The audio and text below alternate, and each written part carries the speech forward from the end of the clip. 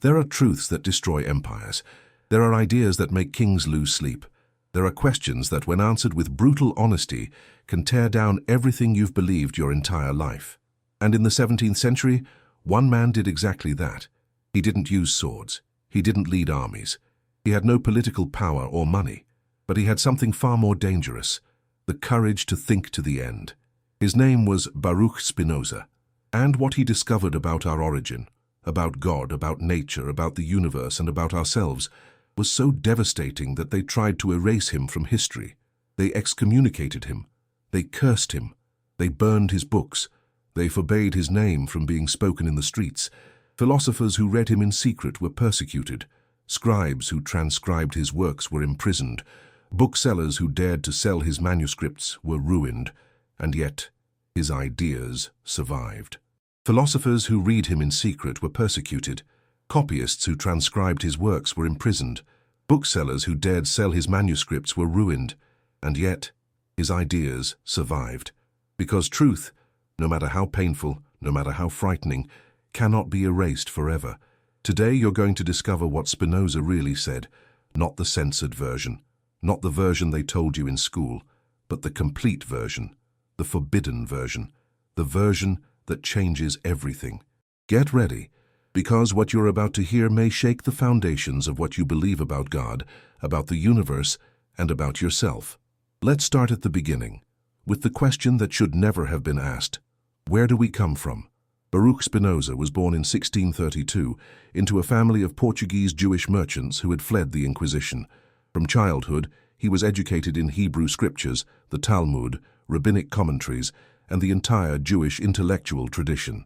He was a brilliant student.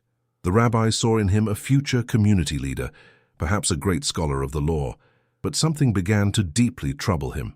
While studying the sacred texts, Spinoza noticed inconsistencies, contradictions, passages that made no sense when analyzed with logical rigor, and the more he studied, the more questions arose, questions that no one around him seemed willing to ask. Why did Moses describe his own death in Deuteronomy? How could he have written about something that hadn't happened yet? Why was the writing style of different parts of the Pentateuch so different? Why were there two contradictory accounts of creation in Genesis? Why did God, who was supposedly perfect and immutable, seem to constantly change his mind, regretting his own decisions? These questions were dangerous. To question them publicly was heresy. But Spinoza couldn't stop thinking about them. He began studying other philosophers. He read Descartes, who had proposed that knowledge should be built on absolutely certain rational foundations, not on authority or tradition. He read the medieval scholastics. He studied mathematics and geometry, fascinated by how universal truths could be demonstrated with absolute certainty through pure reason. And then he began applying that same logical rigor to religious questions. The result was devastating. Spinoza reached a conclusion that was, at the time, simply unthinkable.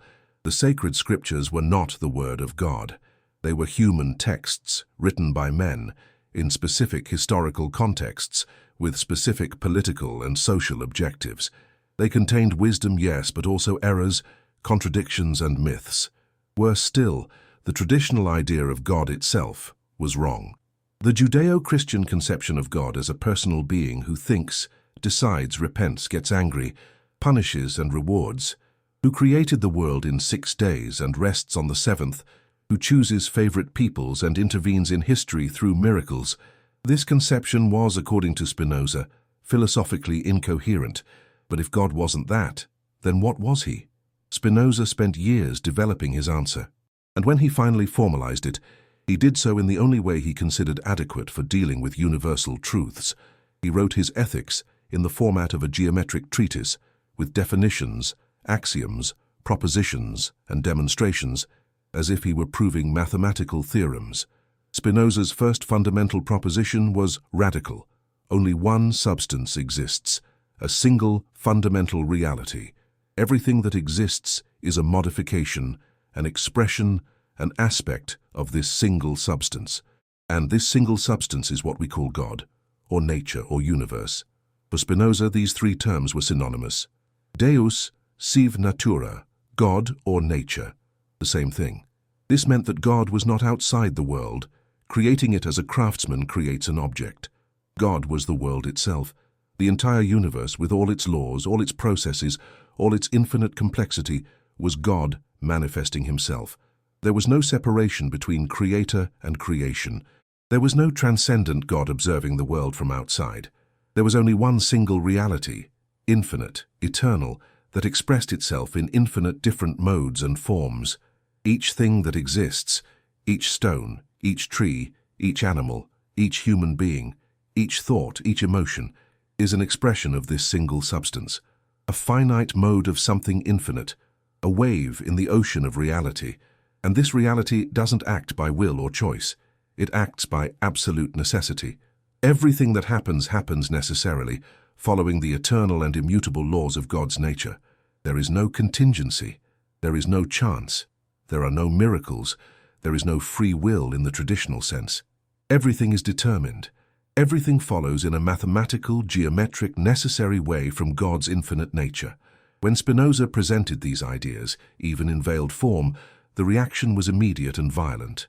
The Jewish community, which was already under constant pressure from Christian authorities and needed to demonstrate orthodoxy to survive, could not tolerate a member who denied the foundations of faith. On July 27, 1656, Spinoza was summoned to the synagogue. The rabbis read aloud the herem, the sentence of excommunication. The words were terrible. With the sentence of the angels, with the judgment of the saints, we curse, expel, execrate, and anathematize Baruch Spinoza. Cursed be he by day, and cursed be he by night. Cursed be he when he lies down, and cursed be he when he rises. Cursed be he when he goes out, and cursed be he when he comes in. No one could speak to him. No one could help him. No one could read his writings. His name should be erased. It was as if he had ceased to exist. Spinoza was 23 years old. He could have recanted. He could have asked for forgiveness, denied his ideas, returned to the community. Many facing this pressure would have yielded, but Spinoza did not yield. He took his things and left. He changed his name from Baruch to Benedictus, the Latin version of the same word meaning blessed, as if to say, you curse me, but I bless myself with the freedom to think, and he continued writing. In the following years, Spinoza lived simply, earning his living by polishing lenses for optical instruments. It was manual work, precise, requiring patience and skill. He lived in rented rooms, owned few possessions, received some philosopher friends who came to discuss ideas, and dedicated every free moment to his philosophical work. He was building a complete system, a total explanation of reality that didn't depend on faith, revelation, or authority, but only on pure reason. And at the center of this system was the answer to the question that opens this story. Where do we come from? Spinoza's answer was simple and terrifying. We didn't come from anywhere. We've always been here, because we are part of God, and God is eternal, infinite, necessary. There is no beginning. There is no creation in the traditional sense. There is no moment when God decided to create the world. The world has always existed because God has always existed, and God and the world are the same thing. This completely annihilated the Judeo-Christian creation narrative. There was no Genesis. There was no Adam and Eve. There was no fall. There was no original sin. There was no need for redemption. The entire theological structure that sustained Christianity and Judaism collapsed. But Spinoza didn't stop there. He went deeper. If everything is part of God, and God acts by absolute necessity, then what are we? What is our place in this reality? The answer was simultaneously liberating and terrifying. We are finite modes of an infinite substance. We are temporary, limited expressions of eternal reality. We are like waves in the ocean. We seem separate, individual, but we are really just the ocean temporarily assuming a specific form. Our individual identity is real, but it is limited. It is a partial perspective on total reality. And the cause of all our suffering, all our confusion, all our existential anguish is that we identify completely with this limited perspective and forget that we are part of the whole. When we perceive our true nature, when we understand that we are expressions of God, that our deepest essence is identical to the essence of the entire universe, something changes radically. Fear disappears. Anxiety diminishes. The desperate search for external meaning ends, because we realize that we already are what we were seeking. This was Spinoza's promise. Not salvation through faith or divine grace, but liberation through knowledge. True, rational, clear and distinct knowledge about the nature of reality and about our own nature. He called this amor intellectualis Dei, the intellectual love of God. Not love as emotion, but as understanding. Understanding so deep and complete of reality that it transforms into a form of union, of identification with the whole. And this was the final objective of Spinoza's philosophy. Not to give us comforting answers, but to give us the truth, and through truth, to free us. But this truth had a price, and the price was high. During the years Spinoza worked on his ethics, he lived in a constant state of danger. His ideas, even kept secret and discussed only with a restricted circle of friends and correspondents, were considered profoundly heretical. If religious authorities, whether Jewish, Catholic or Calvinist, discovered the full extent of his thinking, the consequences would be severe. But Spinoza couldn't stop. He had seen something that couldn't be unseen. He had understood something that couldn't be ununderstood. And now he needed to take this understanding to its ultimate logical consequences. One of the most disturbing implications of his system was about human nature. If everything is determined by the necessary laws of nature, if each thought, each decision, each action is the inevitable result of prior causes, then what happens to morality, to responsibility, to the idea of merit and guilt? Spinoza's answer was radical. These categories, as we usually understand them, are illusory. They are based on a false understanding of human freedom. We imagine ourselves free because we are ignorant of the causes that determine us. We feel that we choose freely, but this is just ignorance of the causal chains that led to that choice. It's like a stone that, if it had consciousness while falling, might imagine it was falling freely, by its own will, without realizing it was being determined by gravity. But attention, this doesn't mean we are powerless slaves, simple mechanical puppets without any power. It means something much more subtle and profound. For Spinoza, freedom is not absence of determination. Freedom is self-determination. A being is free to the extent that its actions follow from its own essential nature, and not from external causes that force it to act against its nature. God is absolutely free because everything God does follows necessarily from his own infinite nature. Nothing forces God to do anything, but at the same time, God couldn't do differently than he does, because that would violate his own nature. Freedom and necessity are not opposites. They are the same thing, viewed from different perspectives.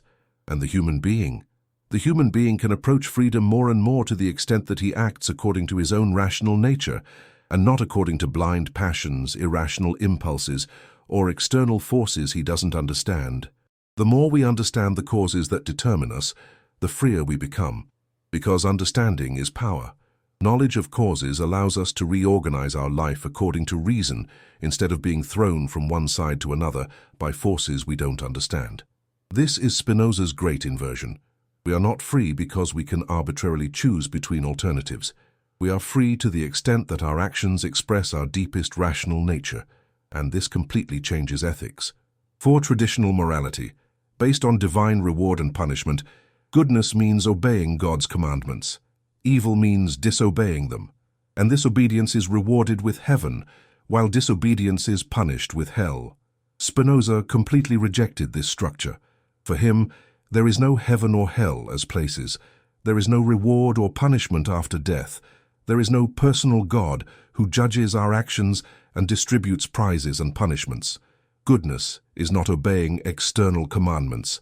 Goodness is acting according to reason, understanding one's own nature and the nature of things, seeking what is truly beneficial for our being, not what merely seems to be because of illusions and passions. And what is truly beneficial? What contributes to our perseverance in being, to the development of our capacities, to understanding reality, to harmonious connection with the whole of which we are part? Evil is not sin against God. Evil is ignorance. It is acting against one's own nature due to lack of understanding. It is allowing oneself to be dominated by destructive passions because we don't understand their causes and have no power over them. Hatred, envy, resentment, excessive fear, excessive ambition. These are not moral transgressions that deserve punishment. They are forms of slavery, of powerlessness, of lack of understanding. They are diseases of the soul that can be cured through knowledge. This vision had profound political implications. If people act badly out of ignorance, not inherent wickedness, then severe punishment makes no sense. Education makes sense. Understanding makes sense. Creating social conditions that allow people to live according to reason makes sense. Spinoza would become, because of these ideas, one of the first defenders of democracy, freedom of expression, and separation between church and state. Not out of abstract idealism, but out of logical necessity derived from his understanding of human nature. If each person is a unique expression of God, if each human perspective captures an aspect of infinite reality, then suppressing this diversity is impoverishing the world. It is preventing God from expressing himself fully through the multiplicity of human forms. Freedom of thought is not a generous concession. It is an ontological necessity. It is what allows reality to manifest itself in all its richness. But these ideas, when applied to institutional religion, were pure dynamite. Spinoza wrote a specific book on this subject, the Theological Political Treatise, which he published anonymously in 1670. In it, he applied his method of rational analysis to sacred scriptures and religious institutions. The conclusions were devastating. The Bible was not written by supernatural divine inspiration. It was written by human beings, prophets who had vivid imagination and a capacity to influence the masses through stories and images, but who had no special philosophical knowledge. Moses didn't write the Pentateuch. It was compiled centuries later by several different editors. The narrated miracles didn't literally happen. They are metaphors or exaggerations. The prophecies don't predict the future. They are later interpretations of events that already occurred. The social function of religion is not to reveal philosophical truths. It is to teach obedience and justice to the masses who are not capable of understanding rational demonstrations. It is an instrument of social control and can be beneficial if well used, but has no authority over truth. Truth can only be reached through reason, not through faith. And reason and faith must be completely separated. Each has its domain. Mixing them only leads to disaster, superstition disguised as philosophy, or philosophy distorted to serve superstition. The state must be secular. It must allow total freedom of thought and expression. It must concern itself only with actions, not with beliefs.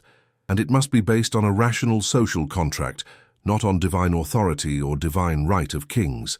These ideas in 1670 were almost unimaginably radical. The book was immediately banned. The Dutch authorities, normally tolerant, were alarmed. Theologians of all denominations attacked it violently. Posters were put up in the streets denouncing the anonymous author as atheist and subversive. There was even an assassination attempt. A man tried to stab Spinoza in the street but missed. Spinoza kept the coat torn by the knife for the rest of his life as a reminder of how dangerous his ideas were considered. And he hadn't even published his main work, the Ethics, yet. This book remained stored away, being read only by a few close friends, because Spinoza knew that publishing it would be intellectual and perhaps literal suicide.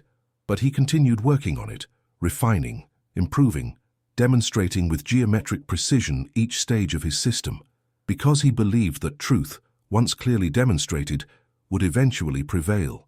Maybe not in his lifetime, maybe not in a century, but eventually.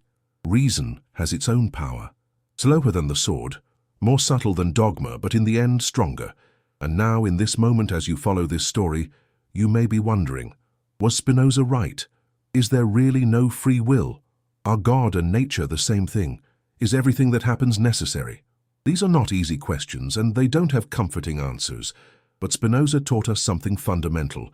If an idea is true, the fact that it's disturbing doesn't change anything. Reality doesn't adjust to our wishes. It's up to us to adjust to reality. And if you've come this far on this journey, it's because there's something in you that seeks truth, not just comfort, something that prefers to know, even if it hurts, rather than live in comfortable illusion. That's rare. Most people choose illusion, but you're here. You're following Spinoza through these dangerous ideas. You're willing to question everything, and that means you're part of that small group of seekers who crosses the centuries. People who prefer an unsettling truth to a tranquilizing lie. People for whom Spinoza wrote, knowing that one day, somewhere, someone would read and understand. If you want to continue this quest, if you want to see how far this trail takes us, then stay. Subscribe to this channel, because what comes next goes even deeper. We're going to enter the heart of Spinoza's ethics, into the complete system he built, into the practical implications for how to live, how to think, how to free oneself from the fear and anxiety that dominate most people. We're going to discover what Spinoza really meant when he spoke about intellectual love of God, about eternity, about beatitude, about the philosophical life. We're going to discover how an excommunicated man, cursed, rejected by his community, living in relative poverty, polishing lenses to survive, managed to achieve an inner peace so profound that everyone who knew him commented on it. We're going to discover Spinoza's secret, and perhaps in the process you'll discover something about yourself. Spinoza's last years were marked by increasing solitude and declining health. The work of polishing lenses, although it gave him financial independence, was taking its toll. The glass dust he constantly inhaled was destroying his lungs. He was developing tuberculosis, a disease then incurable, but his mind remained sharp, working tirelessly on the project that had consumed his entire adult life, demonstrating geometrically the nature of reality, of the human being, and of the path to liberation. The ethics was almost complete. 5 parts, each building on the previous one with mathematical rigor, from the nature of God to the nature of the human mind, from emotions to human bondage, and finally to freedom and beatitude. Let's now enter the heart of this system. Let's understand not just what Spinoza said, but why he was certain he was right, why he was willing to sacrifice everything for these ideas. Spinoza began the ethics with definitions and axioms, as Euclid had begun the elements of geometry. Definition of substance, that which exists in itself and is conceived through itself. Definition of attribute, that which the intellect perceives as constituting the essence of a substance. Definition of mode, the affections of a substance, that which exists in something else. These definitions seem abstract, but they are the foundation of everything, because from them, Spinoza demonstrated a series of propositions that completely reconstructed our understanding of reality. Proposition 3. Of two things that have nothing in common, one cannot be the cause of the other. It seems obvious, but it has profound implications. It means there can only be a causal relationship between things that share something essential. Proposition 5.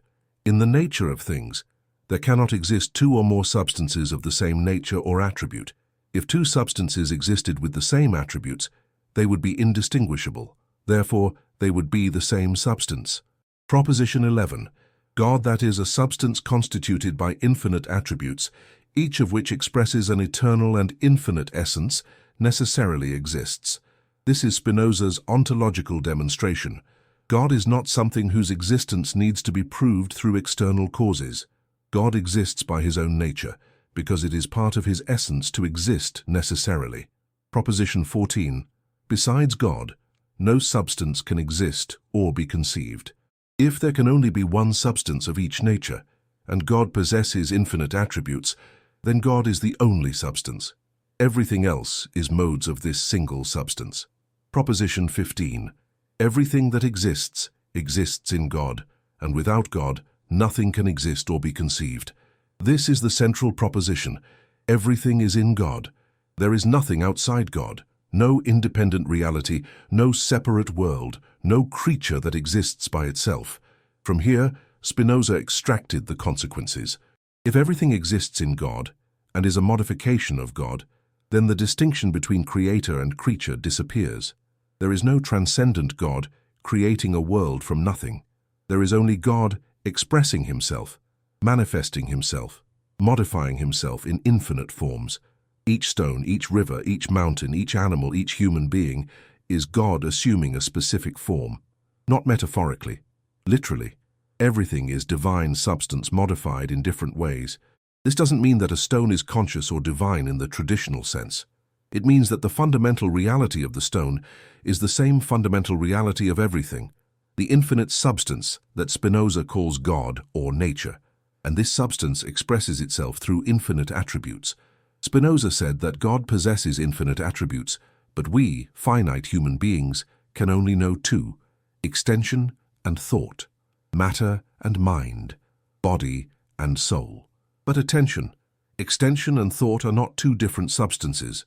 They are two attributes of the same substance, two ways for God to express himself, two perspectives on the same reality. This solved at once the mind-body problem that had tormented Descartes. For Descartes, mind and body were different substances, and it was a mystery how they could interact. For Spinoza, there is no mystery. Mind and body don't interact because they aren't separate things. They are the same thing, seen from two different points of view. Your body is God expressing himself through the attribute extension. Your mind is God expressing himself through the attribute thought. But it's the same expression, the same modification, the same mode of infinite substance. That's why Spinoza said, the order and connection of ideas is the same as the order and connection of things. Mind and body are perfect parallels because they are the same reality seen from different perspectives. When you feel pain, it's not that your mind is mysteriously interacting with your body. It's that you, as a mode of divine substance, are expressing yourself simultaneously through extension and through thought. Pain is both a bodily state and a mental state, and there is no interaction between them because they are not two. This was Spinoza's solution to the mind-body problem, and to this day it is considered one of the most elegant ever proposed. But this raised an urgent question. If we are only finite modes of God, if our entire existence is just God expressing himself in a specific form, then what happens when we die? What remains? Spinoza's answer was simultaneously beautiful and disturbing. Part of us is eternal, not in the sense that our individual soul survives after death and goes to heaven. That would be absurd within Spinoza's system. Our individuality, our personality, our memories, our desires, all of this is finite, temporal, dependent on our body. When the body dies, these things cease, but there is something in us that is eternal. There is something that is not temporal, that is not born or dies, and that something is our essence as part of God. Spinoza distinguished between two types of knowledge. Imaginative knowledge, which deals with particular, temporal, contingent things, and intuitive knowledge, which apprehends eternal essences, necessary truths, the nature of things as they follow from God's nature. When we know something through intuitive knowledge, when we understand its eternal essence, when we see how that thing necessarily follows from God's infinite nature, then we are knowing sub specie aeternitatis, under the aspect of eternity. And in this mode of knowledge, temporal distinctions disappear. Past, present, and future become irrelevant. We are apprehending eternal truths, necessary relations that always were and always will be true. The human mind, when it knows in this way, participates in eternity. It doesn't continue to exist after death as a separate entity, but its activity of intuitive knowledge is itself eternal, because what is being known is eternal. It's as if, by understanding an eternal mathematical truth, you were touching eternity. The truth that 2 + 2 = 4 doesn't exist in time. It wasn't born and won't die. It is eternal. And when your mind apprehends this truth, in that moment, your mind is participating in eternity. Now multiply this. Imagine knowing not just a mathematical truth, but the entire nature of reality. Imagine understanding how all things follow necessarily from God's infinite nature. Imagine seeing the entire universe as a necessary unity, each part connected to all others, through eternal causal relations. This is the vision that Spinoza called scientia intuitiva, intuitive science, the third and highest genus of knowledge. And reaching this vision, according to Spinoza, is reaching beatitude, supreme happiness, liberation. Because when you see everything under the aspect of eternity, when you understand that everything follows necessarily from divine nature, when you perceive that you yourself are an expression of this divine nature, then fear disappears, anxiety about the future disappears, resentment about the past disappears. You see that everything is as it has to be. Not in the sense of passive resignation, but in the sense of active understanding. You understand the causes, you see the necessity, and in this understanding there is peace. This is Spinoza's promise, not salvation through divine grace, not reward in a future heaven, but liberation here and now through knowledge, knowledge so complete and profound that it transforms your relationship with reality. And Spinoza insisted that this was possible, not easy, not for everyone, but possible. He himself had experienced it and was trying to show the way to others. But there was a problem, a huge problem. If everything is determined, if there is no free will, if our actions necessarily follow from our nature and circumstances, then how can we change? How can we free ourselves from the passions that enslave us? How can we reach this intuitive knowledge if our nature doesn't incline us toward it? Spinoza's answer was subtle. We can't simply decide to be different, but we can be transformed by knowledge. Knowledge of the causes of our emotions, of our passions, of our behaviors. When you understand why you feel anger, when you understand the causes of that anger, when you see the chain of events that led to it, the anger diminishes. Not because you decided not to feel anger, but because understanding modifies emotion. An emotion we understand ceases to be a passion, something we suffer passively, and becomes an action, something we understand and over which we have power. This was Spinoza's therapeutic method, centuries before psychoanalysis. Make the unconscious conscious, understand the hidden causes of our effects, transform passions into actions through knowledge. And it worked. At least it worked for Spinoza. All contemporary accounts describe a man of extraordinary serenity, who faced persecution, poverty, disease, and imminent death with total equanimity. He had found what he sought: freedom. Not freedom to do what he wanted, but freedom to understand why he did what he did, and in this understanding, peace. In February 1677, Spinoza knew he was dying. His lungs were destroyed by tuberculosis, aggravated by years of inhaling glass dust. Breathing was becoming increasingly difficult. His body was wasting away, but his mind remained clear until the end. He was 44 years old. Little time, but enough to complete his work. The Ethics was finished. The theological political treatise had been published, though anonymously. Other manuscripts were ready. He had done what he came to do. In the last days, only a few close friends visited him. He conversed calmly, discussed philosophy, gave instructions about what to do with his manuscripts after his death. There was no drama, there was no fear. He faced death as he had faced life, with reason and serenity.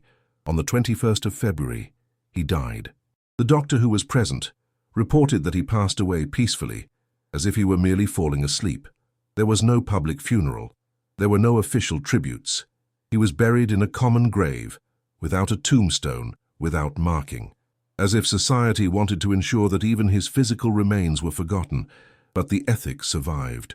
His friends published it at the end of that same year in a volume of posthumous works, without the author's name on the cover, but everyone knew who had written it. And then something extraordinary began. The book was immediately banned in almost all of Europe, but copies circulated secretly. Philosophers read it in hiding. Students copied it by hand. Each generation, a small group of radical thinkers discovered Spinoza and had their minds transformed. In the 18th century, Enlightenment philosophers read Spinoza and absorbed his ideas about freedom of thought, separation between church and state, democracy. Voltaire admired him. Diderot was influenced by him. The French encyclopedia carried echoes of his ideas. In the 19th century, German romantics rediscovered him. Goethe said Spinoza had liberated him. Schelling built his philosophical system on Spinozist foundations. Hegel tried to surpass Spinoza, but ended up absorbing many of his central insights. In the 20th century, Spinoza influenced Einstein, who frequently spoke of God in a Spinozist way. God as the rational order of the universe, not as a personal being. He influenced neuroscientists studying the material basis of consciousness. He influenced philosophers of mind trying to solve the mind-body problem. And he continues to influence, because the questions Spinoza asked haven't disappeared. Where do we come from? What are we? Are we free or determined? Does God exist? What is God? How should we live? What is the good life? These questions remain, and Spinoza's answers, even if they're not universally accepted, remain among the most radical, most coherent, and most powerful ever offered. But let's return to the central question of this story. Where do we come from? The traditional answer, the answer that dominated the West for 1500 years, is clear. We were created by God. God, a personal being, all-powerful, perfectly good, decided to create the universe from nothing. He created the world in 6 days. He created Adam and Eve in his image, and we descend from them. This narrative gives meaning. It gives purpose. It says we are special, that we have a unique place in creation, that a loving God created us and cares for us. But Spinoza destroyed this narrative. He demonstrated, with the precision of a mathematician, that it was logically incoherent. A perfect God cannot have desires, because desire implies lack. He cannot make decisions, because decision implies deliberation between alternatives, which implies uncertainty. He cannot create from nothing, because nothing comes from nothing. He cannot change, because change implies prior imperfection. The God of traditional theology is, according to Spinoza, a logical contradiction. An incoherent concept constructed by human beings who project their own anthropomorphic attributes onto the infinite. The real God, if we can call him that, is the entire nature, the single substance, the total reality, eternal, infinite, necessary. He doesn't think, he doesn't feel, he doesn't choose, he doesn't create. He simply is, and he expresses himself, and he modifies himself, and he manifests himself in infinite forms. We are some of these forms, finite modes of an infinite substance. Waves in the ocean, temporary patterns in an eternal process. We were not created, we've always been here, in the sense that the substance we're made of is eternal. Our specific form, our individuality, is temporary. It's born, persists for a time, disappears. But the fundamental reality continues. There is no cosmic purpose. There is no divine plan. There is no special destiny for humanity. We are part of nature like everything else, neither more nor less important than a tree or a star. This is Spinoza's answer, and it is terrifying for many, because it removes consolation. It removes the guarantee that someone is taking care of us, that there's a plan, that there's meaning inscribed in the fabric of reality. But Spinoza would say, why do you need that consolation? Why do you need the universe to care about you? Isn't it enough to simply exist? Isn't it enough to be a temporary expression of infinite reality? And more, the absence of cosmic purpose doesn't mean absence of meaning. It just means that meaning isn't given from outside. It's created by us, through our actions, through our relationships, through our search for understanding. The meaning of human life is not in obeying divine commandments or fulfilling a cosmic plan. It's in developing our capacities to the maximum, in understanding the world, in acting according to reason, in forming harmonious connections with other beings, in consciously participating in the infinite process that is nature. This is Spinoza's ethics, not based on duty or obligations imposed from outside, based on understanding our own nature and seeking what truly benefits our being. And what truly benefits our being? Knowledge, understanding, development of our capacity to think, to act rationally, to form adequate ideas about reality. The more we understand, the freer we become. The more we see the causes of things, the less we are thrown from one side to another by forces we don't understand.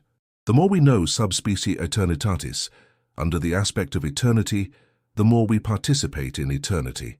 And in the limit, when we reach complete intuitive knowledge of God's nature, when we see everything as following necessarily from infinite substance, when we understand our ultimate identity with this substance, then we reach the intellectual love of God, not love as emotion, love as understanding so deep that it becomes union. Like when you completely understand a mathematical theorem and feel there is no more separation between you and the truth you understand. You and the truth are one. Thus it is with God. When we completely understand God's nature, when we clearly see that we are modes of God, that our essence is God's essence modified in a specific way, then there is no more separation. There is union, there is identity, there is love. And this love is beatitude. It is supreme happiness. It is the final objective of human existence, not reward in a future heaven, but fulfillment here and now through knowledge. This was Spinoza's vision, and for this vision he was persecuted, excommunicated, cursed, forgotten. But the vision survived and continues alive, because there is something in it that resonates deeply with certain minds, minds that cannot accept easy answers, minds that prefer a hard truth to a comfortable lie, minds that seek understanding, not just consolation. If you are one of these minds, then Spinoza wrote for you. Through the centuries, through the prohibitions and persecutions, through the forgetting and rediscovery, he was speaking to you, saying, don't accept what they told you. Think for yourself. Use your reason. Seek understanding. And in understanding, find freedom. This is the message that crosses the centuries, the message that survived all attempts to silence it, the message that continues transforming minds one by one, generation after generation. And now this message has reached you. But wait, there's something we haven't completely addressed yet, something that may have been bothering you from the beginning. If everything Spinoza said is true, if we really are just modes of a deterministic substance, if there is no free will in the traditional sense, if there is no cosmic purpose, if God doesn't care about us because God is not a person who can care, then why does this matter? Why should we care about understanding all this? Why should we seek intuitive knowledge, the intellectual love of God, beatitude? If everything is determined anyway, if we are what we are and can't be different, then what's the point? This objection has been raised against Spinoza from the beginning, and he had an answer, a deep and subtle answer that reveals all the genius of his system. The answer is, yes, everything is determined, but you are part of what determines. You are not a passive spectator of reality. You are an active agent in it, a mode that acts according to its own nature, and your nature can change, not arbitrarily, not by pure willpower disconnected from causes, but through the causal process of acquiring knowledge, of understanding, of seeing clearly. When you understand the causes of your emotions, this understanding is itself a cause that modifies these emotions. When you clearly see what is beneficial for your being and what is harmful, this vision affects your actions, not because you have magical free will that transcends causality, but because knowledge is a real causal force in the world. Understanding transforms. And this transformation is as determined as anything else, but is no less real for that. Think of it this way. A stone falls because it's subject to gravity. It has no choice. It can't decide not to fall. But a human being who understands gravity can build an airplane that flies. Not by violating gravity, but by using understanding of natural laws to create conditions where other forces overcome gravity. Similarly, you can't simply decide not to feel fear or anger or sadness. These emotions arise from causes, but you can understand these causes, and this understanding creates new causes that modify the emotions, not eliminating them magically, but transforming them through the natural process of how knowledge affects mental states. This is the power of Spinozist philosophy. It's not a magical power that transcends nature. It's a natural power that operates within the laws of nature, but it's no less real for that. And there's more. Spinoza distinguished between three types of knowledge, three genera of knowledge as he called them. The first genus is imaginative knowledge. It's knowledge that comes from the senses, from immediate experience, from association of ideas. It's vague, confused, frequently deceptive. We see the sun rising, and it seems to us that it moves around the earth. We touch fire and learn that it burns. We hear stories and form beliefs. Most of humanity lives at this level of knowledge. And at this level, we are dominated by passions, by irrational fears, by illusory hopes. We are thrown from one side to another by forces we don't understand. The second genus is rational knowledge. It's scientific, mathematical, logical knowledge. Knowledge of causal relations, of general laws, of common properties. It's clear, distinct, demonstrable. At this level, we begin to have power. We understand causes. We can predict. We can manipulate. We can act more effectively. Modern science operates at this level. But there is a third genus, intuitive knowledge, and this is the highest, the most powerful, the most liberating. Intuitive knowledge is not mystification. It's not supernatural revelation. It's direct understanding of singular essences as they follow from God's eternal nature. It's seeing each individual thing not as an isolated fact, but as a necessary expression of infinite substance. It's seeing eternal necessity shining through the temporal particular. It's difficult to describe in words because it's a form of knowledge that transcends the discursive. It's not step-by-step deduction. It's immediate apprehension, direct vision, intuition in the deepest sense. Spinoza gave an example. You can know that 2 + 2 = 4 in 3 ways. First, because someone told you and you believed. Second, because you learned the rules of arithmetic and can deduce. Third, because you simply see immediately that it's so, without need for deduction or authority. The third mode is intuitive knowledge, and when applied not just to simple mathematical truths, but to the entire nature of reality, it completely transforms your relationship with the world. You stop seeing things as contingent, as able to be different.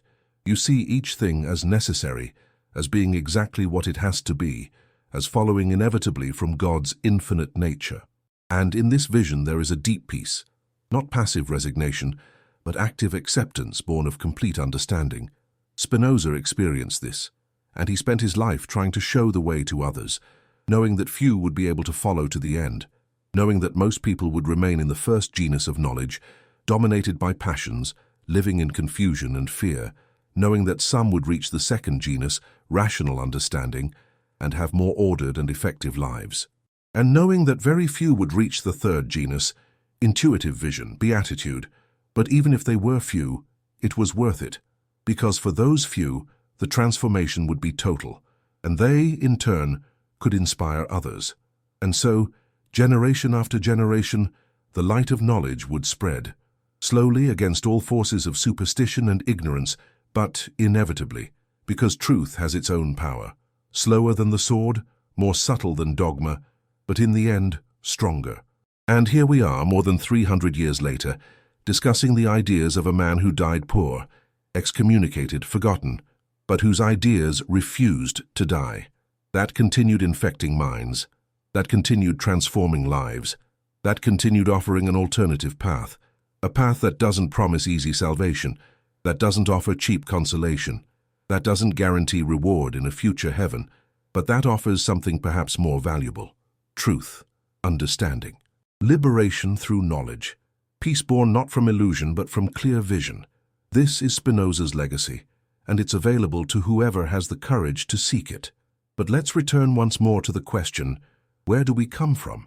Now we can see that this question, as it's usually formulated, is wrongly posed. It presupposes a linear narrative of creation, a beginning in time, an origin that precedes our existence. But for Spinoza, there is no beginning. Substance is eternal. It has always existed. It will always exist. Not in the sense of infinite duration in time, but in the sense of being beyond time, of being the very condition of possibility of time. We, as modes of this substance, don't have an absolute beginning. Our particular form, our individuality, emerges at a moment, persists, and eventually dissolves. But the substance we're made of never began and will never end. So we didn't come from anywhere. We've always been here. We are temporary modifications of the eternal, finite patterns in the infinite, limited expressions of the unlimited. And when we die, we don't go anywhere. The specific modification that constitutes our individuality ceases, but the substance continues. And something of us, our essence as part of God, is eternal.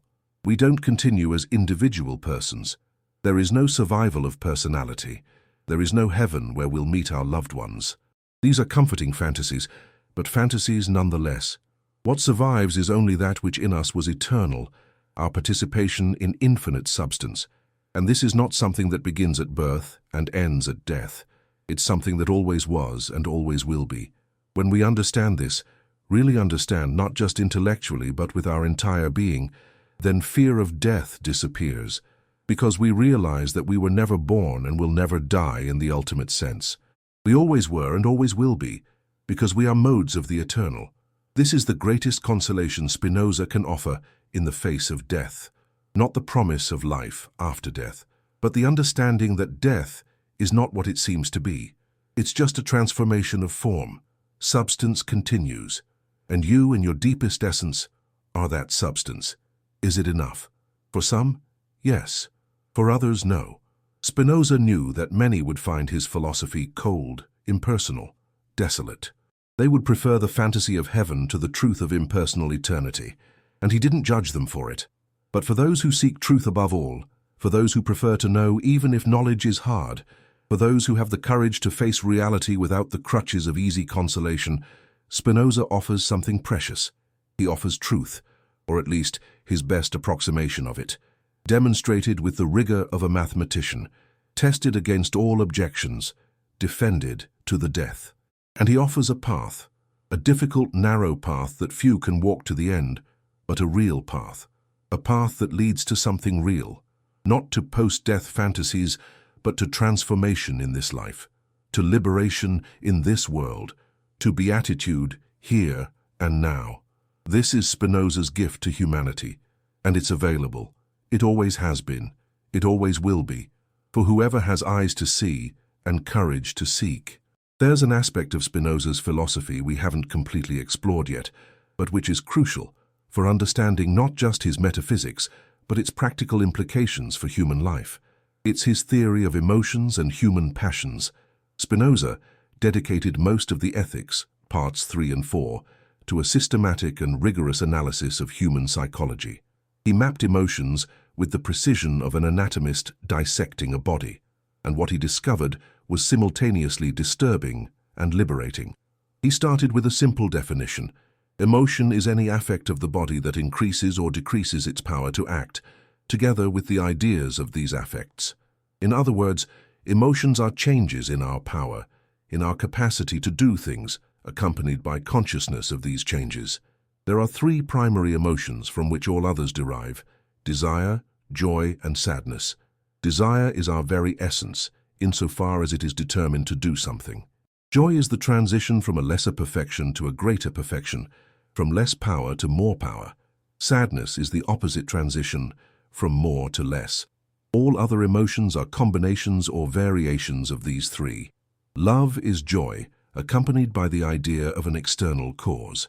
Hatred is sadness, accompanied by the idea of an external cause.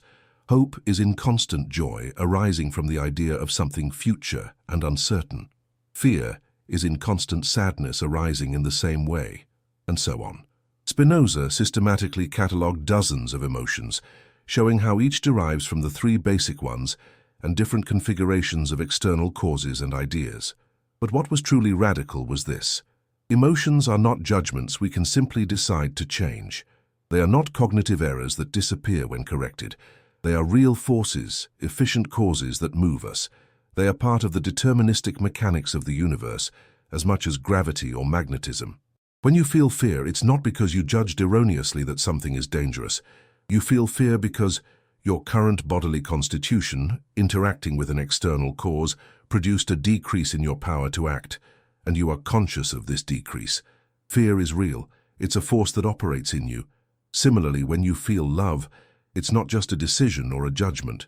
It's a real modification in your body and mind, an increase in power associated with an external cause. This naturalistic vision of emotions was revolutionary. Spinoza was treating human beings as natural objects, subject to causal laws, without any special exception.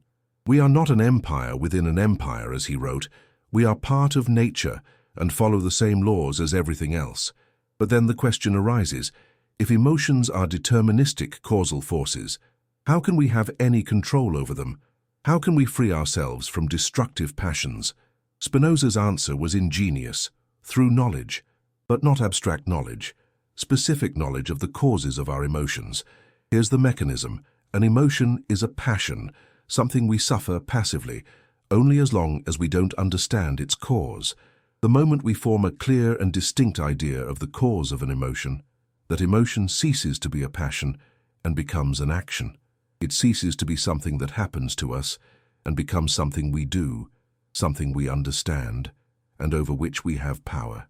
Let me give a concrete example. Imagine you feel anger towards someone. As long as this anger is confused, as long as you simply feel you're being attacked or treated unjustly without understanding the deep causes, the anger dominates you. You are its slave. It dictates your actions.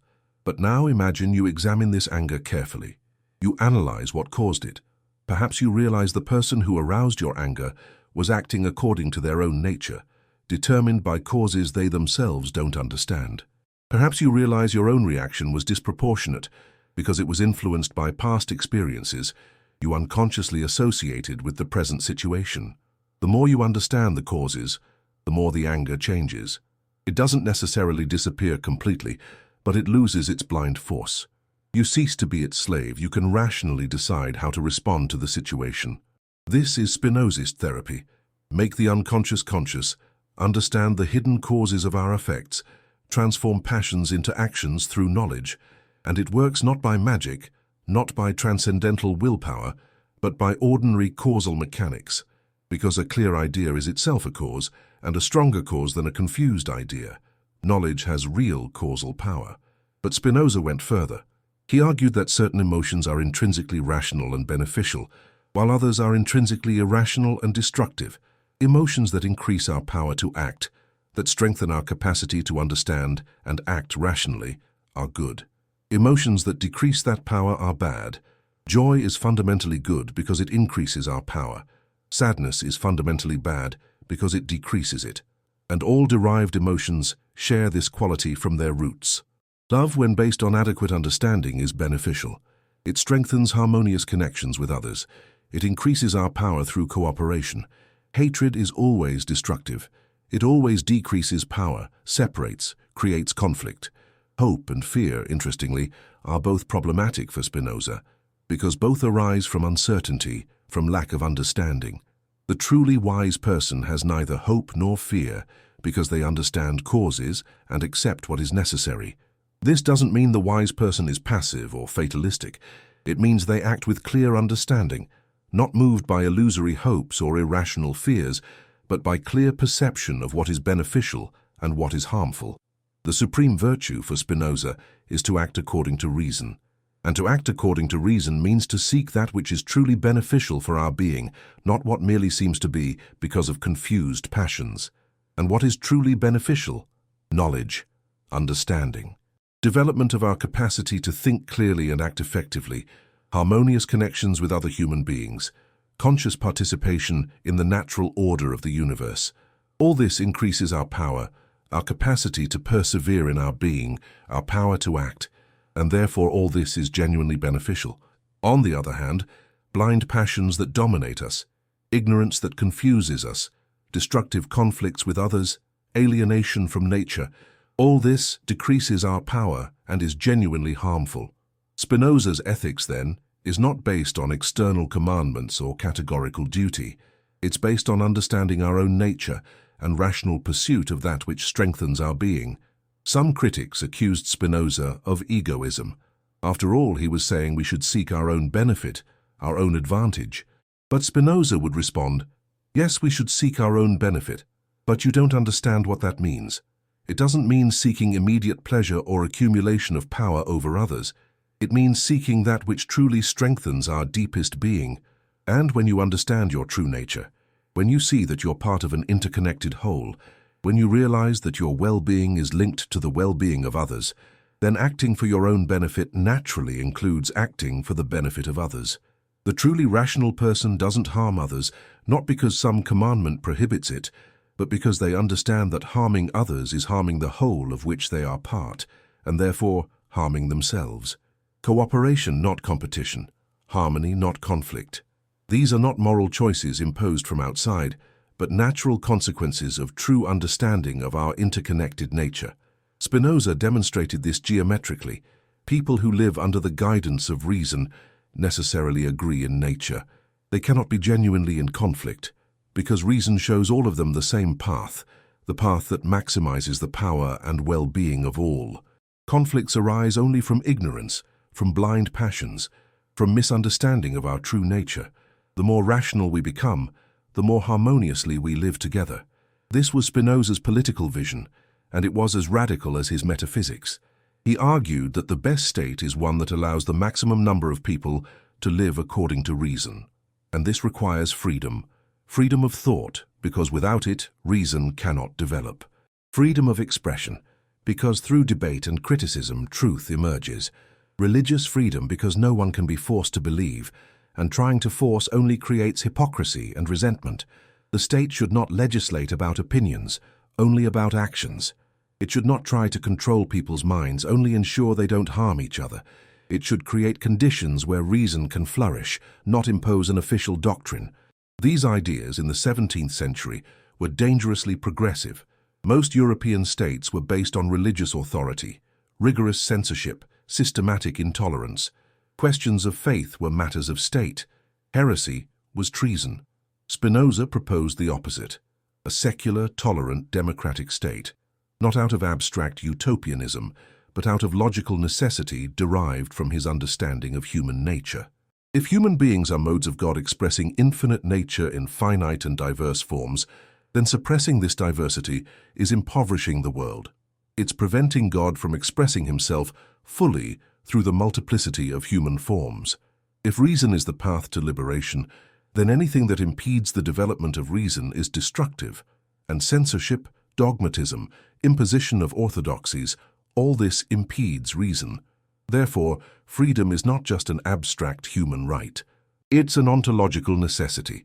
It's the condition for God to manifest himself fully through human diversity. See the beauty of Spinoza's system. Everything connects. Metaphysics supports epistemology. Epistemology grounds psychology. Psychology leads to ethics. Ethics implies politics.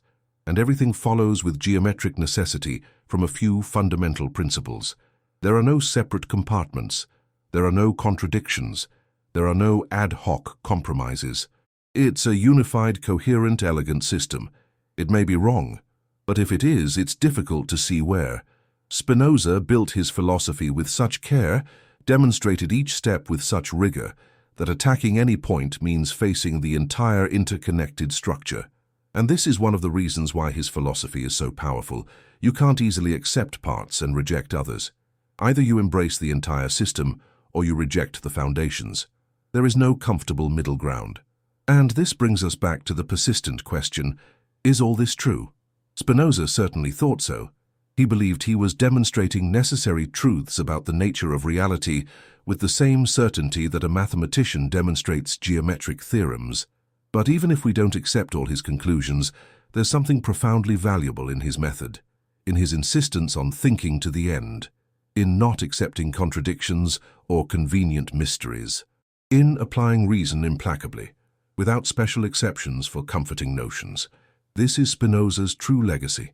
Not necessarily his specific conclusions, but his approach, his intellectual courage, his refusal to stop thinking where thought becomes uncomfortable. Most people, most philosophers even, stop at some point. They introduce a but or an except or a mystery when the implications of their ideas become too disturbing.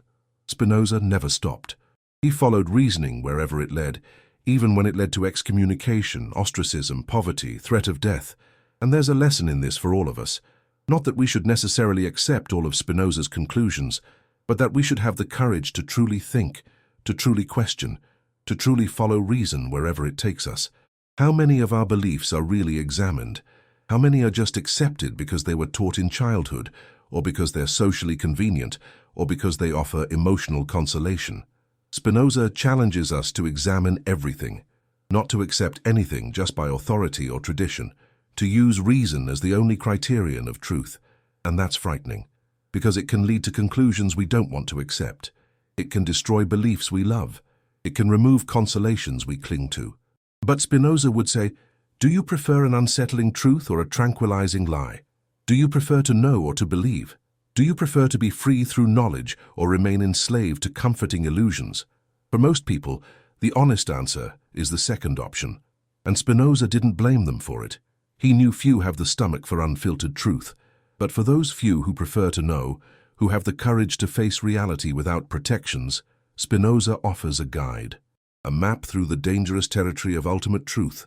And this map begins with the question, where do we come from? And takes us through increasingly strange territory. God who is not a person, universe that is God, we who are modes of God, free will that is illusory, morality that is not based on divine commandments, immortality that is not personal survival. Each step challenges something fundamental in our usual understanding. Each proposition removes a bit more of the familiar scenery. And in the end, what remains? A completely transformed vision of reality. No longer a cosmos created by a personal God for specific purposes with human beings at the center, but an infinite nature manifesting itself in infinite forms, without external purpose, without hierarchy of value, without special privilege for humanity.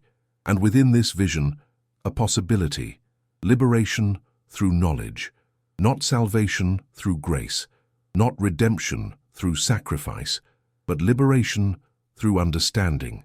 Understanding so deep that it transforms our relationship with reality, that dissolves fear, that brings peace, that allows us to consciously, joyfully participate in the infinite process that is God manifesting himself in nature. This is Spinoza's promise, and after 3 centuries, it remains one of the most radical, most coherent, and most challenging visions ever offered about what it means to be human in an indifferent universe. The question is, do you have the courage to follow it to the end? We need to talk about something we haven't directly addressed yet, but which permeates all of Spinoza's philosophy, the problem of evil. If God is everything, if everything is God, if everything follows necessarily from God's perfect nature, then how do we explain suffering? How do we explain pain, disease, death, cruelty, injustice? For traditional theology, this is the classic problem of theodicy: how to reconcile the existence of evil with an omnipotent, omniscient, and perfectly good God. Thousands of pages have been written trying to solve this paradox. Some appeal to human free will, others to inscrutable mysteries, others to divine plans that transcend our understanding. Spinoza simply dissolved the problem. He didn't offer a solution. He showed that the question itself was wrongly formulated. First point, good and evil are not objective properties of things. They are human modes of evaluating things in relation to our desires and needs. Something is good when it helps us. It's bad when it harms us. But these are human perspectives, not absolute truths inscribed in nature. For the lamb, the wolf is evil. For the wolf, capturing the lamb is good. There is no cosmic tribunal that determines which perspective is objectively correct. They are just 2 beings following their natures, each seeking to persevere in its being. Second point, God or nature is not good in the moral sense. He has no preferences. He doesn't favor one species over another. He doesn't care more about humans than about stones. He simply is and manifests himself according to necessary laws. Human suffering doesn't require special explanation. It's simply part of how nature works. Bodies sicken because they're complex physical systems, subject to perturbations. People die because nothing finite persists forever. There is cruelty because some human beings, dominated by passions and ignorance, cause pain to others. None of this requires or has a cosmic purpose. It's not punishment for sin. It's not a test of faith. It's not part of a greater plan. It simply happens because the laws of nature operate in certain ways, and these ways sometimes produce results we call suffering. This vision seems cold, even brutal, and many found it intolerable. How can a philosopher say that suffering has no meaning, that there's no purpose in pain, that there's no cosmic justice? But Spinoza would argue, why do you need there to be? Why does the universe need to care about you for your life to have value? Why does your suffering need to have cosmic meaning for it to be real and worthy of being addressed? In fact, the absence of cosmic purpose doesn't make suffering less real or less important. If anything, it makes it more important to address it, because there's no God who will come to save us. There's no future compensation in heaven. There's no automatic cosmic justice. If we want to reduce suffering, we have to do it ourselves, through understanding, through cooperation, through rational social organization, not because God commands us, but because suffering decreases our power and the power of those around us. And here we enter a crucial aspect of Spinozist ethics that we haven't completely explored, the nature of compassion and human solidarity. For Spinoza, compassion is not a virtue we should cultivate out of moral duty. It's a natural emotion that arises when we see the suffering of something similar to us. It's a form of sadness, of decrease in power, caused by imaginative identification with others' suffering. In itself, compassion is problematic. It's a form of suffering. And suffering is never good, but it can be useful for those who haven't yet reached true rationality, because at least it motivates them to help others. The truly rational person, however, doesn't act moved by compassion. They act moved by understanding. They understand that all human beings are modes of the same substance, expressions of the same God. They understand that each person's well-being is connected to everyone's well-being. They understand that helping others is not altruistic sacrifice, but rational pursuit of what is genuinely beneficial. This person acts to reduce suffering not because they feel pity, but because they understand that others' suffering decreases the total power of the system of which they are part. And maximizing total power is what reason dictates. It may seem cold again, acting by reason instead of emotion, but Spinoza would say, look at the results. Who is more consistently beneficial? One who acts by emotional compassion, which can be fickle, selective, based on personal sympathy, or one who acts by rational understanding of what maximizes universal well-being. Compassion makes us help those who are similar to us, who arouse our sympathy, who seem worthy of help. Reason shows us that all human beings have the same ontological value, that all are expressions of God, and that all deserve to live according to their rational nature. Spinoza was proposing, centuries before his time, a universal ethics based not on feelings or divine commandments, but on rational understanding of our shared nature. And this had radical implications. If all humans are equally modes of God, then there's no rational basis for discrimination. There's no reason to favor one group over another based on race, religion, nationality, or any other arbitrary characteristic. Reason shows that universal cooperation maximizes universal power.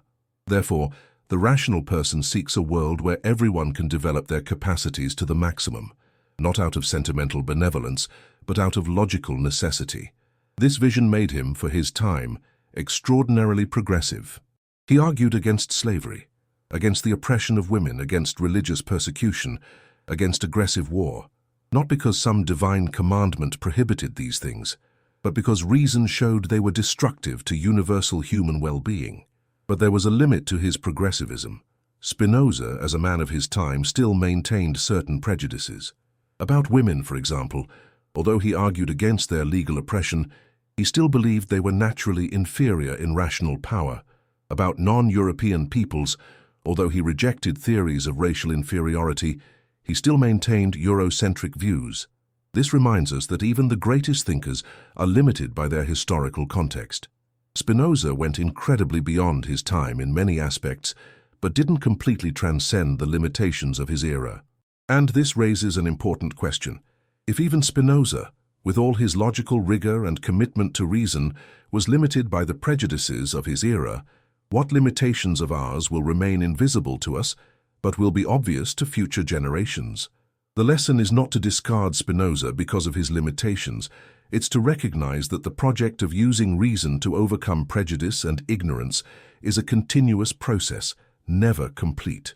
Each generation needs to critically examine its own assumptions, even those that seem obviously true. Spinoza gave us the method: doubt everything that cannot be demonstrated with clarity and distinction. Apply reason implacably. Never accept authority or tradition as sufficient. Always ask, does this really follow logically from principles? Or is it just a prejudice disguised as truth? If we apply this method consistently, we'll find that many of our firmest beliefs don't survive scrutiny. And that's uncomfortable. It's much easier to accept what we were taught, what everyone around us believes, what is socially sanctioned. But Spinoza challenges us to be more courageous, to think for ourselves, to follow reason wherever it leads, even when it leads to unpopular or disturbing conclusions. And here's something crucial. Spinoza wasn't just preaching this, he lived it. He paid the maximum price for his intellectual integrity. He was excommunicated. He was cursed. He was attacked. He lived in relative poverty. He died young. He could have yielded. He could have recanted. He could have lived a more comfortable life, accepting the orthodoxies of his time. But he didn't, because for him, truth mattered more than comfort. Understanding mattered more than social acceptance. Intellectual freedom mattered more than material security. This is the stance that defines Spinoza, and it's the stance he invites us to adopt, not blindly, not without thinking, but after careful consideration of what truly matters. What matters more to you? Comfort or truth? Acceptance or integrity? Comforting illusions or clear understanding, even if disturbing? There's no universal right answer. Each person must decide for themselves. Spinoza simply showed what is possible if you choose the path of truth, showed where it leads, and left the choice to us. We're reaching a crucial point in our journey through Spinoza's thought. We've explored his metaphysics, his epistemology, his psychology, his ethics, his politics, but there's a question that needs to be addressed directly. Why does all this matter? Why should we care about the ideas of a 17th century philosopher? The answer isn't just in the historical or academic value of his ideas, it's in something much deeper and more personal. The questions Spinoza addressed are not abstract questions of interest only to specialists. They are the most fundamental questions any conscious human being faces. Who am I? Where did I come from? Where am I going? What should I do? How should I live? Does God exist? Does meaning exist? Does purpose exist? How do I deal with suffering? How do I find peace? These questions haven't disappeared in the 300 years since Spinoza's death. If anything, they've become more urgent. Because we live in an era where traditional answers have lost credibility for many, but nothing has clearly replaced them. Traditional religion offered answers. Maybe they weren't logically coherent, maybe they didn't stand up to critical scrutiny, but they offered a complete framework for making sense of life. They told us who we were, where we came from, where we were going, what we should do. This framework is crumbling for a growing portion of humanity. Modern science contradicts many literal religious claims. Modern philosophy has exposed logical inconsistencies in traditional doctrines. Historical consciousness has shown us that religious beliefs vary dramatically from culture to culture, suggesting they are human products, not revealed truths. And then what are we left with a vacuum, with urgent questions and no satisfactory answers, with the need for meaning but no reliable framework to provide it. This is where Spinoza becomes relevant. He offers something rare, a complete philosophical system that attempts to answer the big questions without resorting to religious revelation, traditional authority, or wishful thinking. A system based only on reason, logic, rigorous demonstration. You may not accept all his answers. You may find flaws in his arguments. You may reject his conclusions. But you can't deny that he at least tried to do what few dared, construct a complete vision of reality and human meaning based exclusively on reason. And his answers, even if we don't accept them entirely, offer powerful alternatives to traditional narratives. Are you anxious about the future? Spinoza says, understand that everything follows necessarily from causes. Anxiety arises from imagining possible bad futures without understanding real causes. The more you understand causes, the more anxiety diminishes. Not because the future will necessarily be good, but because you stop being tormented by imaginary possibilities and can focus on acting rationally in the present. Are you afraid of death? Spinoza says, understand that you never were born in the ultimate sense. You are a temporary modification of something eternal. Your essence as part of God never began and will never end. What you call death is just the dissolution of a particular form. Substance continues. And to the extent that you understand eternal truths, to the extent that you know sub specie eternitatis, you are already participating in eternity. Do you feel lost without purpose? Spinoza says, there is no external cosmic purpose, but you can create meaning through understanding and rational action. Meaning doesn't come from above, it comes from within. It comes from developing your capacities, from understanding the world, from forming harmonious connections with others, from consciously participating in the infinite process that is nature. Do you feel guilty about past mistakes? Spinoza says, guilt is a useless emotion based on the illusion that you could have acted differently. You acted according to your nature and circumstances at that moment. It couldn't have been different. But now, with more understanding, you can act better. Not because you have magical free will, but because knowledge causally modifies your nature. Do you feel anger or resentment toward others? Spinoza says, understand that they also act according to their natures and circumstances. They didn't choose to be as they are any more than you chose to be as you are. They are as determined as you. Anger arises from imagining they could and should have acted differently. But when you understand they couldn't, anger loses its basis. Do you feel alone, separate, isolated? Spinoza says, understand that this separation is illusory. You are part of an interconnected totality. You are God manifesting himself in a particular form. You were never truly separate. The feeling of separation arises from inadequate knowledge, from excessive identification with your limited perspective. The more you understand your true nature, the more the feeling of isolation dissolves. These are not just abstract philosophical answers. They are practical tools for dealing with the existential problems we all face. Spinoza wasn't just building an elegant metaphysical system. He was offering a way of life, a way to achieve peace, freedom, and joy through knowledge. And does it work? Well, it worked for Spinoza. All contemporary accounts describe a man of extraordinary serenity. Despite persecution, poverty, disease, imminent death, he maintained equanimity. Not through passive resignation or denial of reality, but through profound understanding. He had achieved what he called beatitudo, beatitude. Not happiness in the ordinary sense of pleasure or satisfaction of desires, but a deep peace born from clear understanding of the nature of reality and his place in it.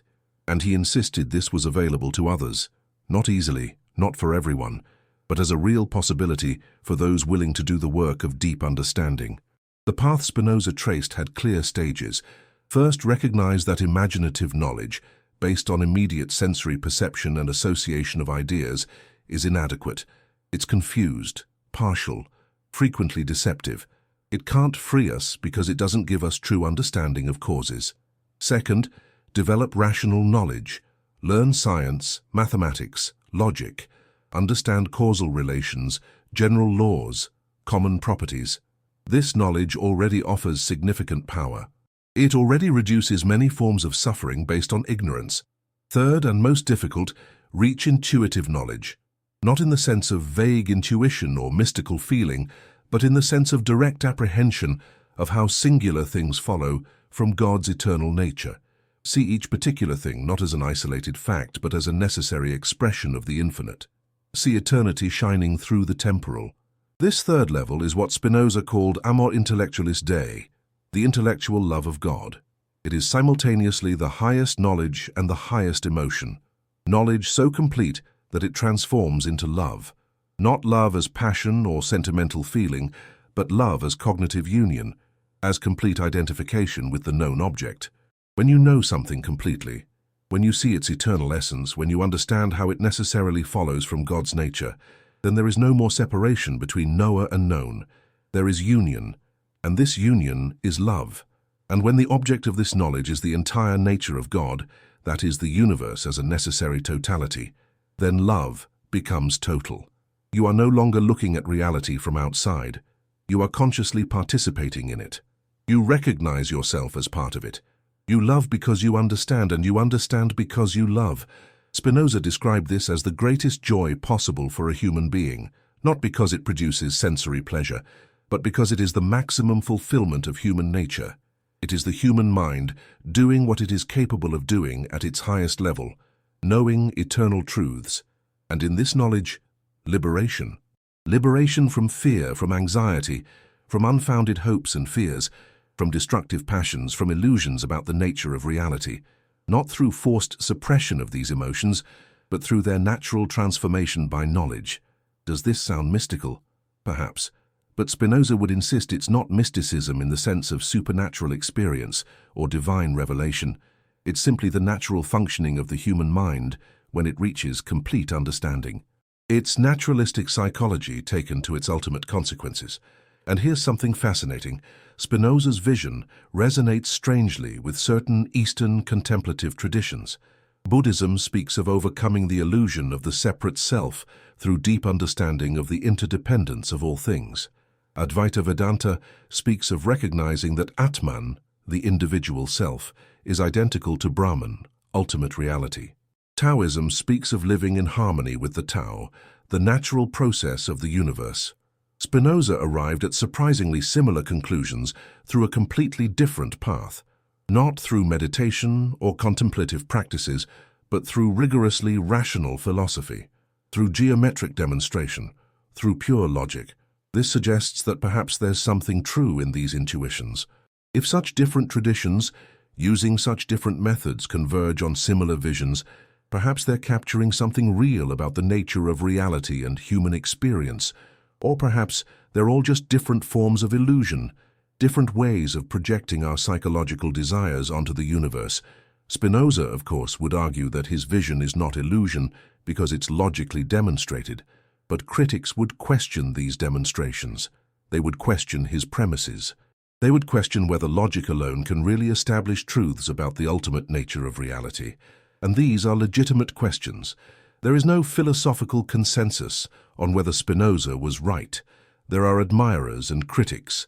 There are those who find his system brilliant, and those who find it fundamentally flawed. But even those who reject his conclusions generally recognize the greatness of his enterprise. The ambition to try to construct a complete vision of reality based only on reason, the courage to follow arguments to unpopular conclusions, the integrity to live according to his own philosophical convictions, even when the cost was high. Spinoza was not just an armchair philosopher. He was a philosopher who lived his philosophy, who tested his ideas in the furnace of real experience, who paid the price for his intellectual integrity. And this brings us back to the fundamental question: where do we come from? Throughout this journey, we've seen Spinoza's answer unfold in layers. We didn't come from a personal God who created us like a craftsman creates objects. We came from eternal nature that manifests itself in infinite forms. We are temporary modifications of the eternal, waves in the ocean, patterns in the infinite process. We were not created for a specific purpose. There is no divine plan we must fulfill. There is no destiny written in the stars. We are just expressions of nature doing what nature does, manifesting itself, modifying itself, expressing itself. And yet, within this apparently cold and impersonal vision, Spinoza found beauty, meaning, even love. Because when we deeply understand our true nature, when we see that we are part of the whole, when we recognize our ultimate identity with infinite substance, then everything changes. We don't change the facts. The universe continues being what it is, but our relationship with these facts changes, from alienation to participation, from fear to acceptance, from confusion to understanding, from slavery to freedom. This is the transformation Spinoza promised, not through faith or divine grace, not through rituals or obedience to commandments, but through knowledge, clear, distinct, demonstrable knowledge of the nature of reality. And the final question, the question each person must answer for themselves is, do you seek this transformation? Are you willing to pay the price in terms of abandoning comforting beliefs? Do you have the courage to follow reason wherever it leads? Spinoza can't answer for you. He only showed the way, drew the map, demonstrated it's possible. The rest is up to each of us. There's an aspect of Spinoza's philosophy that deserves special attention: his profound and often hidden influence on modern thought. Because although he died forgotten and his books were banned for 200 years, his ideas silently infiltrated almost every area of Western thought. Let's start with science. Spinoza was one of the first to propose a completely naturalistic vision of the universe. There are no miracles. There is no divine intervention. There are no exceptions to natural laws. Everything that happens follows necessarily from natural causes. This vision became the methodological basis of all modern science. Einstein, when asked if he believed in God, would respond, "I believe in Spinoza's God," which meant, I believe in the rational order of the universe, not in a personal God who intervenes. This Spinozist vision permeates modern physics. In psychology, Freud can be seen as Spinoza's continuator. The idea that our actions are determined by causes we don't consciously understand, that knowledge of these causes can free us, that emotions follow causal laws, all this echoes Spinoza. Freud rarely cited him, but the influence is undeniable. In contemporary neuroscience, researchers like Antonio Damasio explicitly argue that Spinoza was right about the mind-body relationship. They are not two separate substances. They are two aspects of the same reality. The brain and conscious experience are perfect parallels because they are the same thing seen from different perspectives. In philosophy of mind, the mind-body problem still hasn't been solved, but many consider Spinoza's solution, dual-aspect monism, one of the most promising. It avoids the problems of Cartesian dualism without falling into crude materialist reductionism. In ethics, even those who reject Spinoza's specific conclusions admire his project of grounding morality in understanding human nature, not in arbitrary divine commandments. Modern naturalistic ethics owes much to Spinoza. In politics, his ideas about democracy, freedom of expression and separation between church and state have become mainstream. Few remember they were radically revolutionary in his time, and that Spinoza was one of the first to defend them philosophically. But the most profound influence is perhaps something less tangible, the possibility of spirituality without supernaturalism. Spinoza showed it's possible to have reverence, awe, even love for the universe, without believing in personal gods or afterlife. That it's possible to have profound experiences of union with the whole without invoking supernatural mysticism. This possibility has become increasingly relevant in an era where many reject traditional religions but still seek spiritual meaning. Spinoza offers a template: naturalistic spirituality based on deep understanding of reality, not on unverifiable beliefs. And here's something crucial. Spinoza didn't ask you to believe him by authority. He didn't ask for faith. He asked only that you follow his arguments, verify his demonstrations, think for yourself. If you found errors, you should reject him. If you didn't find any, you should accept the conclusions not out of loyalty, but out of logical necessity. This is a radically different attitude from traditional religion, and it's part of why Spinoza remains relevant. He didn't found a church. He didn't create an orthodoxy. He didn't demand loyal disciples. He just presented arguments and let each person judge for themselves. We need to address the most serious criticisms made of Spinoza, because no thought, however brilliant, is above scrutiny, and Spinoza has been harshly criticized from the beginning. The first major objection: if everything is determined, if there is no real free will, then how can there be moral responsibility? Why punish criminals if they couldn't have acted differently? Why praise heroes if they had no choice? The entire edifice of morality seems to collapse. Spinoza would respond that responsibility doesn't require libertarian free will. It only requires that actions follow from the agent's nature. We punish criminals not because they deserve punishment in some cosmic sense, but because punishment can modify future behavior. It's a cause that produces effects. Justice doesn't need magical free will to function. But many find this answer insufficient. They feel that without genuine free will, something essential is lost. Human dignity requires that we be genuinely free, not just complex machines. Second objection: if God and nature are identical, if everything is God, then God includes evil, suffering, cruelty. A Hitler would be as much an expression of God as a saint. How can this be acceptable? Spinoza would respond that you're confusing categories. Good and evil are human evaluations, not properties of God. God simply is. He expresses himself in all forms. Some of these forms increase human power, others decrease it. But all are equally real, equally natural, equally necessary. Again, many find this morally repugnant. They feel it equates victim and oppressor, that it removes any basis for moral indignation, that it makes everything relativistic. Third objection: Spinoza's system is closed, deterministic, with no room for genuine novelty or creativity. If everything necessarily follows from the past, then the future is already determined. There is no true openness, no real possibilities.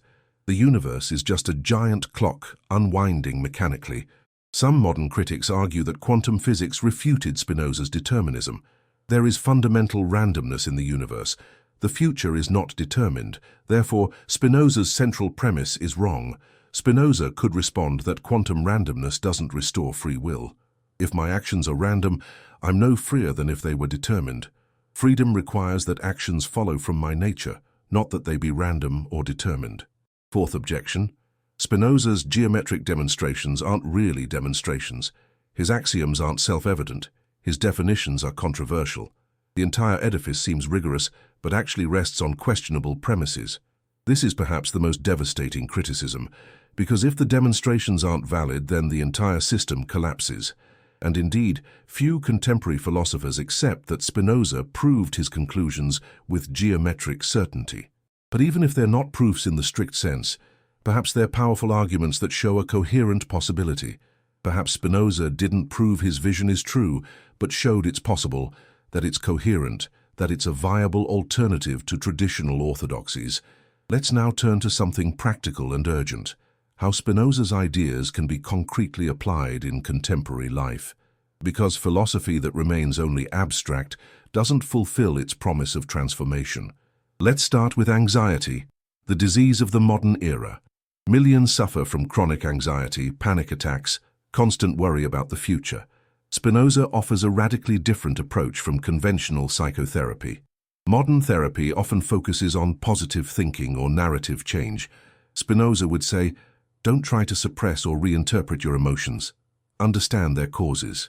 When you understand exactly why you're anxious, which specific fears, which past associations, which thought patterns, anxiety loses force automatically, not by suppression, but by transformation through understanding.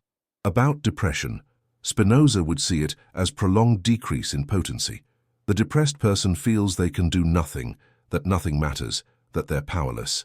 The Spinozist path is not to force optimism, but to start with small actions that genuinely increase power. Even minimal actions, organizing a room, taking a walk, can initiate a positive cycle where increase in potency generates more action, which generates more potency. About relationships, Spinoza shows that genuine love is not possession or dependence. It's joy associated with contemplation of the other. When you truly love someone, your joy comes from seeing that person flourishing, developing their capacities, not from controlling or possessing them. Jealousy and possessiveness are forms of sadness disguised as love. About work and career, Spinoza would say the question is not follow your passion, passions are blind forces, but develop your rational capacities. What work allows you to use your mind fully? What contributes to collective well-being? What increases your power of understanding? These are the right questions. About consumerism, Spinoza shows that pursuit of material possessions is generally based on inadequate understanding of what really increases power. New purchases bring temporary joy, but don't increase genuine capacity to think, create, connect. They're distractions that mask lack of real purpose.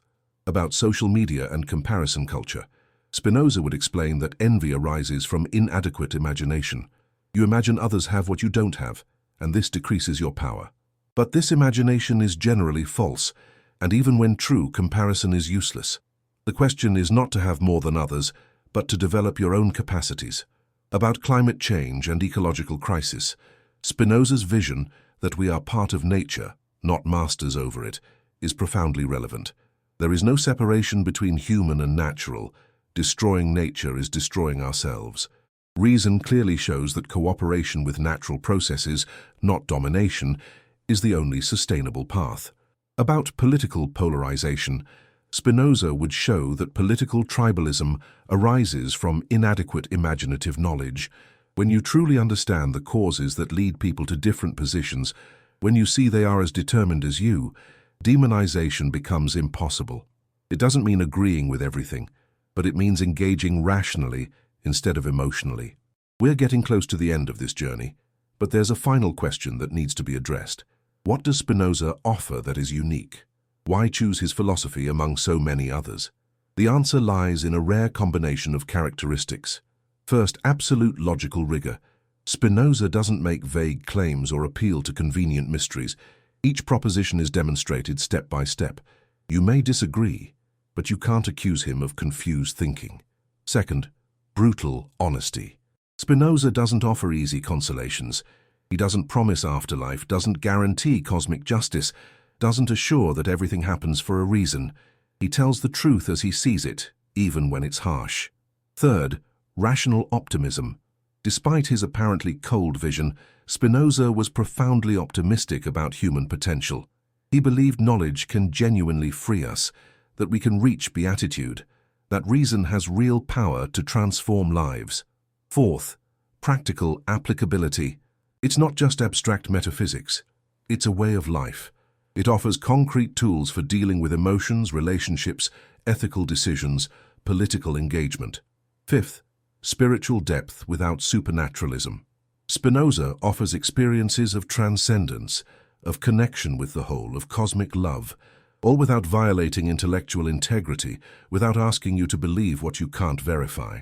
Compared with other philosophies, Plato offers beauty, but demands believing in a world of eternal forms separate from the physical world. Aristotle offers common sense, but his metaphysics is dated. The Stoics offer practical resilience, but their physics is wrong. Epicurus offers sophisticated hedonism, but seems superficial compared to Spinoza, compared with religions. Christianity offers love and community, but demands faith in the supernatural. Buddhism offers powerful meditative techniques, but its metaphysics is vague. Advaita Hinduism is close to Spinoza in content, but less rigorous in method.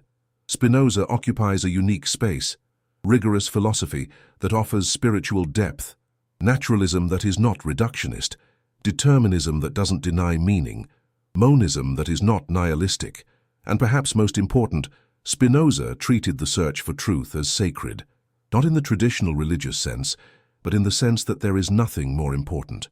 No consolation is worth the price of self-deception. No tradition justifies believing in falsehood.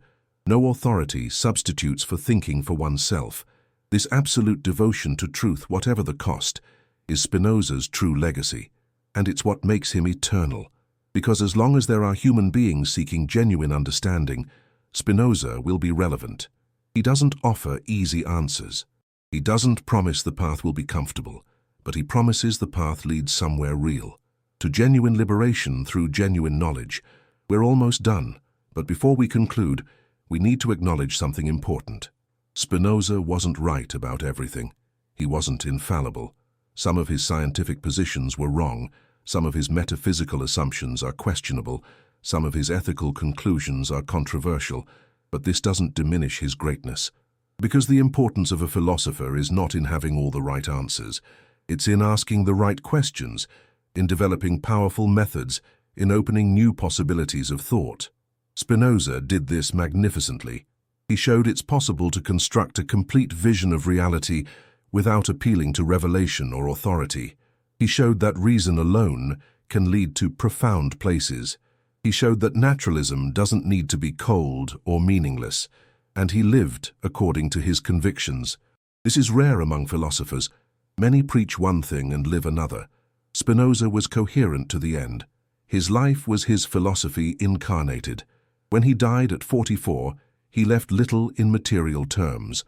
Some books, some polished lenses, few pieces of furniture.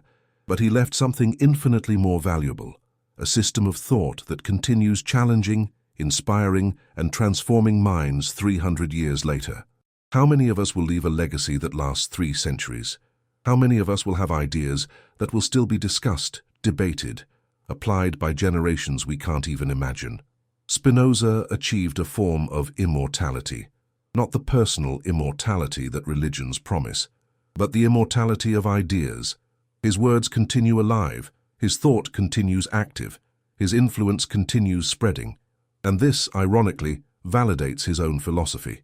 He said the eternal part of us is our knowledge of eternal truths, and his own truths, or at least his searches for truths, proved eternal. They continue relevant through historical changes. They continue speaking to people in contexts radically different from his. This suggests he touched something fundamental, not necessarily that all his conclusions were right, but that the questions he addressed and the methods he developed capture something essential about the human condition. The search for understanding, the struggle against fear and ignorance, the desire for liberation, the need for meaning, these are human constants, and Spinoza offered a way to approach them that remains powerful. We've reached the end of this journey through Baruch Spinoza's thought. We began with a simple question: where do we come from? And we discovered that the answer, according to Spinoza, completely transforms not just our understanding of origin, but our understanding of everything. We didn't come from an external creator. We are expressions of an infinite reality that has always existed. We are modes of God, waves in the ocean of eternal substance. We were never separate. We never truly began. We will never truly end. This vision removes many traditional consolations. There is no personal God who loves us. There is no heaven waiting. There is no special cosmic purpose for humanity.